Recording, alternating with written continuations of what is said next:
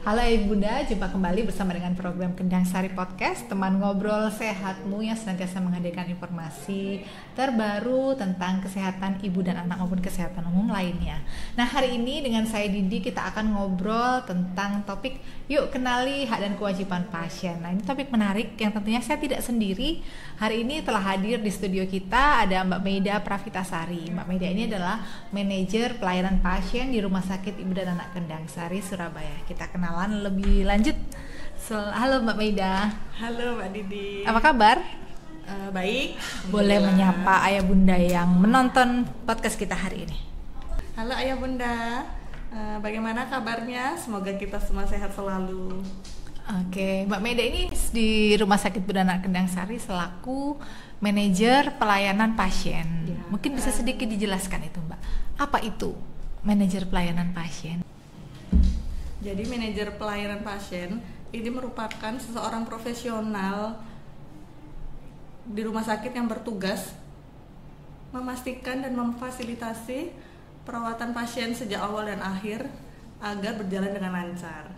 Oke, jadi fungsinya ini lebih untuk tadi yang disampaikan Mbak Meida ya, agar pasien ini bisa mendapatkan pelayanan kesehatan maupun perawatan sesuai dengan apa yang seharusnya didapatkan, seperti itu ya Mbak ya. Betul. Oke, berarti kalau misalnya sehari-hari Mbak Meida sering keliling ke pasien atau bagaimana untuk menjalankan tugas dan fungsinya ini? Iya, jadi memang kita sehari-hari ya, kita ada agenda keliling setiap hari ke pasien untuk mengkaji apakah ada kendala-kendala yang dialami oleh pasien terkait pelayanan selama di rumah sakit. Nanti kami akan memfasilitasi dan mencarikan solusi dari kendala-kendala pasien tersebut. Oke, nah hak pasien itu nggak hanya satu, tapi ada beberapa hal tadi yang Mbak Meida sampaikan. Nah, kalau yang saya amati itu kan seringkali itu ada keluarga pasien yang tidak ingin pasiennya tahu gitu kan terkait kondisi kesehatannya. Nah, tapi tadi yang Mbak Meida jelaskan di poin pertama tadi bahwa pasien itu berhak tahu terkait kondisi kesehatannya. Nah, kalau ada situasi seperti itu tuh bagaimana Mbak Meida? Misalnya keluarga tidak menginginkan dokter ataupun perawat menjelaskan kondisi sesungguhnya pada pasien. Jadi gini ya kan, memang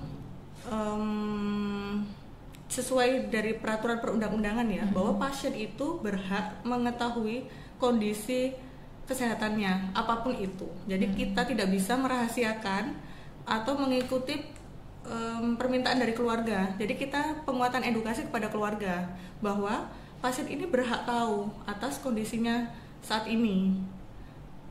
Gitu. Oke. Berarti memang hal seperti ini terkait hak dan kewajiban ini bukan hanya pada pasiennya saja ya Mbak yang perlu disampaikan. Betul. Tapi pada keluarga itu juga perlu diberikan edukasi bahwa hak-hak ini adalah hak yang melekat pada pasien. Betul. Lalu terkait tindakan medis tadi kan yang Mbak Meida sampaikan bahwa salah satu haknya adalah mendapatkan perawatan ataupun tindakan medis yang sesuai dengan kondisinya. Kalau misalnya pasien menolak, itu berarti boleh ya Mbak? Menolak tindakannya? Boleh. Jadi tapi ada syaratnya ya. Jadi pasien itu kan tadi berhak memberikan persetujuan dan berhak menolak tindakan medis yang akan kita berikan. Asal pasien itu sudah benar-benar memahami apa efek samping atau konsekuensi bila pasien menolak tindakan medis yang kita ajukan. Nah, nanti tetap kita juga harus melakukan dokumentasi bukti jadi bahwa pasien itu jadi pasien itu menolak tindakan medis tersebut dengan menandatangani form penolakan tindakan. Oke, berarti memang baik pasien menyetujui maupun menolak sebuah tindakan selalu terdokumentasi dalam rekam medis pasien. Nah, memang ini tujuannya adalah ketika pasien menolak artinya bahwa pasien sudah mengetahui tadi ya Mbak konsekuensinya, dan tentunya itu ada proses untuk mengedukasi lebih dulu ya. Betul. Jadi nanti itu diedukasi oleh DPCP atau dokter penanggung jawab pasien tersebut dan didampingi oleh perawat atau bidan yang mendampingi. Kalau di rumah sakit sendiri Mbak, umumnya informasi hak dan kewajiban ini disampaikan di mana? Di depan, jadi di admisi ya. Ketika pasien itu mau mendaftar sebagai pasien atau mau MRS, itu di admisi dijelaskan seluruh hak-hak pasien dan seluruh kewajiban. Dan petugas admisi juga harus memastikan bahwa pasien yang dijelaskan itu memahami hak-hak dan kewajiban tersebut agar tidak terjadi miskomunikasi di belakang. Nah, jadi informasi ini biasanya disampaikan di bagian admisi ketika pasien mendaftar ya Mbak. Nah kan kita ini tadi poinnya kan banyak nih Mbak, dan potensi pasien untuk lupa terkait hak dan kewajibannya itu kan mungkin. Nah sejauh ini upaya apa yang dilakukan oleh rumah sakit di RSUD Kendang Sari seperti apa Mbak, supaya informasi terkait hak dan kewajiban pasien ini bisa terinfo sekalipun nanti pasien sudah masuk karena faktor lupa tadi loh Mbak. Apa yang dilakukan oleh Rumah Sakit Ibu dan Anak Kendang Sari upayanya? Jadi bisa diulang oleh perawat bidan di ruangan rawat inap. Kemudian bisa menanyakan kembali tentang apa saja yang sudah dijelaskan di admisi. Jadi semacam memastikan ulang ya Mbak ya upayanya. Lalu tadi juga ada terkait hak kewajiban tentang hak khususnya ini menyampaikan pengaduan ya Mbak ya, pengaduan atau keluhan. Kalau di RSUD Kendang Sari, pasien ini bisa menyampaikan keluhannya kemana saja Mbak? Jadi pasien itu bisa langsung mengadukan keluhannya ke perawat yang ada di unit tersebut. Nanti dari tim kami, manajemen kami akan melakukan investigasi dan mencarikan solusi terkait keluhan pasien tersebut. Jadi pada dasarnya di mana saat itu pasien berada atau di ruangan mana mengalami keluhan bisa langsung menyampaikan ke petugas yang ada di sana ya Mbak ya. Nah jadi buat ayah bunda, ini adalah info terbaru nih buat kita mungkin yang belum mengetahui bahwa ternyata pasien itu juga punya hak yang itu bisa kita bisa dilindungi selama pasien di rumah sakit seperti itu ya Mbak ya. Antara lain tadi mendapatkan informasi tentang kondisi kesehatannya, kemudian memberikan persetujuan maupun penolakan tindakan, lalu mendapatkan perawatan yang sesuai yang diharapkan seperti tadi ya Mbak ya. Terus kalau tadi masih kaitan dengan hak pasien kan mendapatkan perawatan sesuai dengan yang dimaunya oleh pasien nih. Biasanya kan kamar ya Mbak ya, terkait kamar ini yang bukan hanya di rumah sakit di RSUD Kendang Sari, tapi di beberapa rumah sakit juga mengalami pasiennya ini pengen menempati kamar VIP tapi ternyata penuh. Nah ini kan tidak berarti kan hak yang harusnya dia inginnya di kamar VIP tidak bisa terpenuhi. Nah untuk memfasilitasi kalau ada situasi seperti ini biasanya seperti apa yang dilakukan Mbak? Nah ini merupakan salah satu keunggulan ya mungkin ya, salah satu keunggulan dari pelayanan kami. Jadi kita kan pasien center care ya, mengutamakan kepuasan pasien.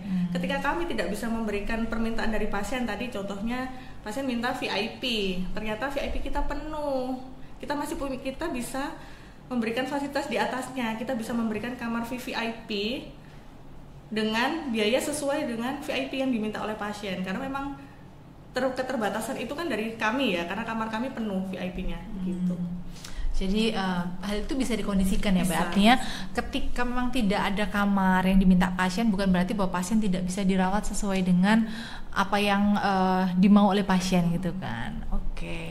Nah sekarang kita masuk ke kewajiban pasien Mbak. Tadi kan terkait hak-hak apa saja yang bisa didapatkan pasien selama dirawat di rumah sakit, secara khusus di Rumah Sakit Ibu dan Anak Kendang Sari Surabaya. Kalau kewajibannya Mbak, apa saja itu? Jadi untuk kewajibannya pasien di rumah sakit ini agak banyak ya Mbak Didi. Mungkin saya boleh minta izin untuk membacakan. Silahkan Mbak Meda. Karena tidak ada yang terskip ya. Jadi kita jadi lebih tahu nih apa saja ya isinya. Jadi kewajibannya yaitu yang pertama memberikan informasi yang jujur dan lengkap terkait keluhan dan riwayat penyakit sebelumnya. Kemudian mematuhi instruksi dokter dan tenaga medis. Yang ketiga, pasien wajib menghormati hak-hak pasien yang lain. Untuk yang keempat, menjaga fasilitas pelayanan kesehatan, membayar biaya pelayanan kesehatan, kemudian mematuhi peraturan dan tata tertib yang berlaku di fasilitas kesehatan. Itu beberapa kewajibannya ya Mbak ya. Jadi selain tadi berhak untuk mengetahui informasi medis terkait kesehatan, juga pasien itu juga kalau datang harus wajib ya Mbak ya, wajib menyampaikan terkait apa menjadi keluhan kesehatannya maupun riwayatnya. Iya, itu yang penting. Karena takutnya ya pasien-pasien itu menutupi, kita kan nggak bisa, jadi tidak bisa memaksimalkan pengobatan kalau kita tidak bisa mengetahui riwayat penyakit sebelumnya. Jadi misalnya pasien ini sebenarnya punya alergi terhadap obat tertentu, kemudian bilang saya nggak ada alergi, tapi ternyata dokternya meresepkan obat tersebut malah alergi dan bisa jadi pasiennya shock. Nah, ini yang tidak kita harapkan. Jadi betul nih, kalau mungkin di zaman COVID dulu ya sempat ada istilah jujur dengan kondisi, terbuka dengan kondisi kita gitu, supaya dapat penanganan terbaik. Nah, sebenarnya maksud itu adalah salah satu dari kewajiban pasien. Kemudian tadi menghormati hak pasien lain ya Mbak ya. Betul juga sih, karena pasien kan bukan cuma satu ya Mbak ya. Iya. Pastinya banyak dan harus saling menghormati. Nah, Mbak Maida ini kan sering keliling dan ketemu pasien tentunya ya. Pernah nggak mengalami situasi di mana ternyata pasien ini setelah dijelaskan di awal terkait kewajibannya, ternyata masih belum memahami kewajiban-kewajibannya. Pernah nggak Mbak ada situasi seperti itu? Dan apa yang dilakukan biasanya? Pernah sih ya. Kalau misalnya pas ketika kita mengalami kendala seperti itu ya, saya menjelaskan kembali terkait kewajiban-kewajiban pasien yang harus dipenuhi. Jadi ya seperti penguatan edukasi, menjelaskan kembali, kemudian sampai pasien itu paham. Oke, jadi memang proses memahamkan hak dan kewajiban itu nggak bisa sekali ya Mbak ya. Ada kalanya memang perlu diulang. Sebenarnya ada dampaknya nggak sih Mbak kalau misalnya pasien ini tidak melakukan kewajibannya sebagai pasien? Tentu ada Mbak Didi. Apa itu Mbak? Jadi nanti pasien kita tidak bisa memberikan pelayanan yang optimal ketika pasien itu tidak bisa melakukan kewajibannya. Itu berdampak ya kepada pengobatan, berdampak kepada nanti akhirnya ada timbul komplikasi baru gitu ya. Dari yang tadi Mbak Maida sampaikan terkait beberapa poin hak dan beberapa poin kewajiban, apakah poin-poin ini poin-poin yang pasti, artinya kedepannya bakal ada tambahan, atau untuk saat ini hanya poin-poin itu Mbak? Jadi hak-hak dan kewajiban pasien ini kan memang semuanya tertuang dan diatur oleh peraturan perundang-undangannya. Jadi nanti pun kita akan mengupdate terus apakah ada tambahan dari perundang-undangan tersebut. Berarti mengikuti update dari peraturan perundang-undangan yang menaungi terkait dan kewajiban ini. Oke. Nah ya Bunda, kita sudah mendengarkan informasi penting terkait hak dan kewajiban pasien bila ayah bunda dirawat di rumah sakit. Harapannya melalui informasi ini ayah bunda bisa lebih mengetahui apa saja menjadi hak-hak selama dirawat, dan tentunya dengan tetap menjalankan kewajiban yang ada di rumah sakit tersebut. Sebagai penutup nih Mbak Maida, apa yang ingin disampaikan untuk ayah bunda?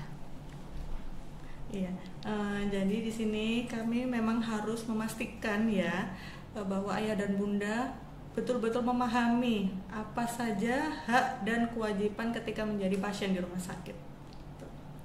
Oke, terima kasih Mbak Maida sudah main ke studio podcast RSCA Kendang Sari. Kapan-kapan bisa kita ngobrol lagi dengan topik yang lainnya ya. Nah, terima kasih ayah bunda sudah mengikuti program Kendang Sari Podcast untuk episode kenali hak dan kewajiban pasien. Tentunya jangan lupa untuk subscribe, share, dan like untuk tayangan ini. Kendang Sari Podcast, teman ngobrol sehatmu.